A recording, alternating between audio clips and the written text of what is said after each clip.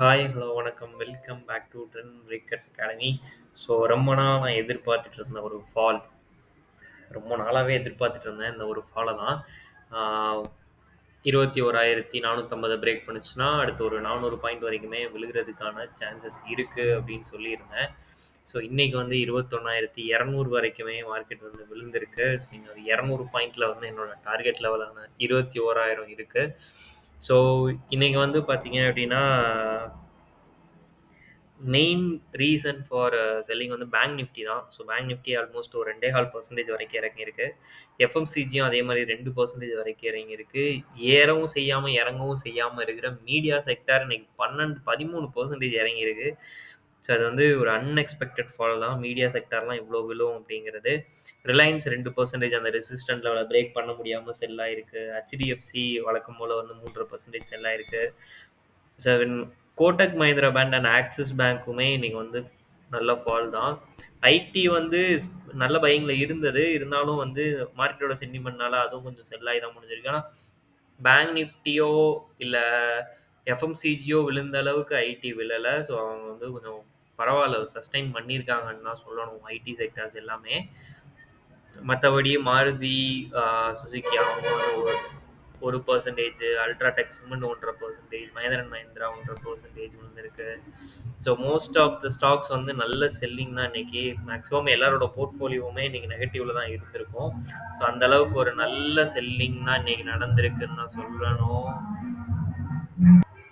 So இப்போதைக்கு வந்து பார்த்தீங்க அப்படின்னா, டவ் ஜோன்ஸ் வந்து நெகட்டிவ்லயும், நாஸ்டாக் வந்து அது 2மே ஃப்ளாட்டா தான் மூவ் ஆயிட்டு இருக்கு. ஸோ நாளைக்கு வந்து ஓப்பனிங்குமே ஃப்ளாட்டா தான் கிடைக்க போகுது. ஸோ 21,200 பிரேக் பண்ணிடுச்சு மார்க்கெட் அப்படின்னா, கண்டிப்பா என்னோட டார்கெட்டான 21,000 அடிச்சிரும். ஸோ அப்படி அடிச்சுட்டு ட்ரெண்ட் ரிவர்சல் எடுக்கிறதுக்கும் சான்சஸ் இருக்கு. ஏன்னா இது ஒரு நல்ல ஹைக்கு, இது ஒரு நல்ல ஒரு ரீட்ரேஸ்மெண்ட்டா இருக்கும். இன்கேஸ் அந்த 21,000த்தையும் பிரேக் பண்ணுச்சு அப்படின்னா, அடுத்த சப்போர்ட் லெவல் 20,200 தான். இது வந்து ஒரு ஃப்ரீ ஃபால் ஜோன். ஸோ அதுக்கு வந்து மார்க்கெட் வந்து ஆல்மோஸ்ட் வந்து பார்த்தீங்கன்னா 20,900 பிரேக் பண்ணிருச்சு. எக்ஸாக்டா சொல்லணும்னா 20,900ங்க. பிரேக் பண்ணுச்சு அப்படின்னா, கண்டிப்பா அடுத்து ஒரு 700 பாயிண்ட் ஃபால் இருக்குங்க. இது வந்து அடுத்த ஒரு ஃப்ரீ ஃபால் ஜோனா வந்து ஏன்னா இதெல்லாம் வந்து நல்ல ஹை போனது. ஸோ இதெல்லாம் வந்து ஒரு நல்ல ஃப்ரீ ஃபால் ஜோனா இப்ப அடுத்த ஒண்ணு வெயிட்டிங்ல இருக்கு. ஸோ அந்த அளவுக்கு விடமாட்டாங்க அப்படின்னு நான் எதிர்பார்க்கிறேன். ஏன்னா பட்ஜெட் வேற பிப்ரவரி 1 அடுத்து இந்த வருஷம் பட்ஜெட் வரப்போகுது. ஸோ கண்டிப்பா அவ்வளோ சீக்கிரத்துல ஃபால் ஆகும் விடமாட்டாங்க. பட் 20,900 பிரேக் பண்ணுச்சு அப்படின்னா, கண்டிப்பா அடுத்து செல்லிங் வெயிட்டிங்ல இருக்கு நிஃப்டில. ஓகேங்களா? இது வந்து நிஃப்டிக்கு. ஸோ ரெசிஸ்டன்ட் வந்து எங்க இருக்கும் அப்படின்னா, நாளைக்கு இன்ட்ராடேக்கு வந்து ஃபர்ஸ்ட் ரெசிஸ்டன்ட் ஆக்ட் ஆக போறது 21,400. அது வந்து ரெசிஸ்டன்ட்டா ஆக்ட் ஆகும் நிஃப்டிக்கு. Bank Nifty. So bank Nifty தான் குட் டிரைவர்.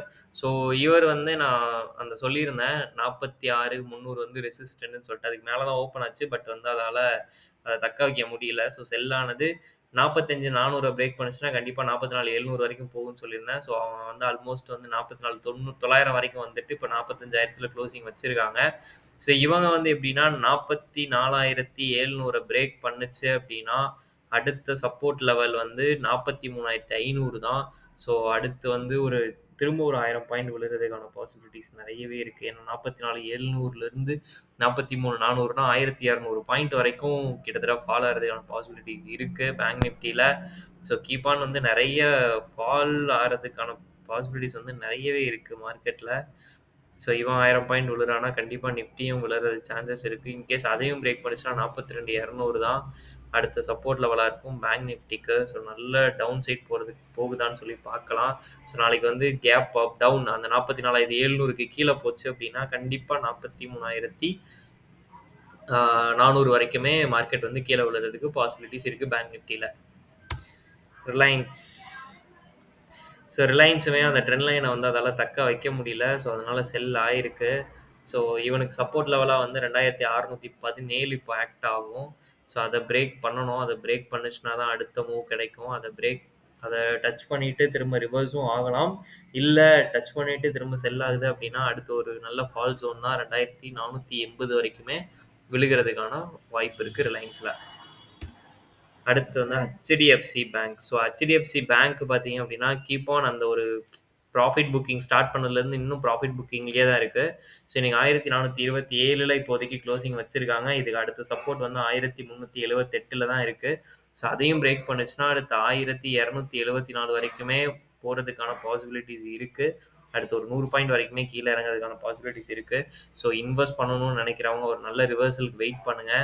இந்த இடத்துல சப்போர்ட் எடுத்து போகுதுனா கூட நீங்க அந்த இடத்துல என்ட்ரின்றத எடுக்கலாம் 1378ல. ஸோ வெயிட் பண்ணுங்க. இன்கேஸ் எதுவும் ட்ரெண்ட் ரிவர்சல் வருதுன்னா நான் இன்ஃபார்ம் பண்றேன். ஓகேங்களா? நெறைய பேர் வீடியோஸ் பார்க்குறீங்க. உங்களுக்காக யூஸ்ஃபுல் கன்டென்ட் போடுறேன். உங்க ட்ரெண்ட் பிரேக்கர்ஸ் அகாடமி இதுவரைக்கும் நீங்க ஃபாலோ பண்ணல அப்படின்னா ஃபாலோ பண்ணிக்கோங்க. தேங்க் யூ ஃபார் வாட்சிங்.